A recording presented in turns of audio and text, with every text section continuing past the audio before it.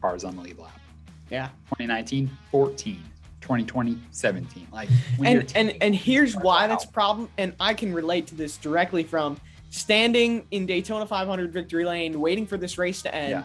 And you look at the leaderboard off to your left and you're like, wait, we're down to only 8 people who can win this thing. Yeah. I think that's probably the biggest problem. Yeah. I'll tell you, one of the more exciting finishes in terms of your model of like having cars at the end of the race was the 2017 race, Kurt Busch, when they were running low on fuel. I thought that was crazy because like they were racing and yet they kind of couldn't be racing. Yeah. And it was a different game that was being played than just survival. But the same thing happened that year. There was a lot of wrecks throughout the race and it took out a lot of contenders. So at the end of the race, not many people around to make it exciting, entertaining. Like we want the contenders, we want the big names to be the ones competing for the win at the end.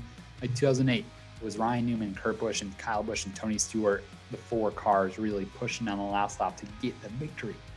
And then now that doesn't happen. It's like Denny Hamlin and Ryan Blaney and Ryan Newman last year were the 3. And it's kind of like, yeah, they made it to the finish, but it's like those aren't the biggest names of the sport that should be competing for it. It should be our biggest stars at this point up front racing for that win.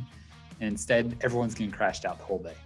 And it's just not safe to argue that at least Hamlin and Blaney are 2 of the bigger names in the sport. Well, they are, but like 2 out of like, it's just those 2 left. Which, by the way, still gets completely overshadowed.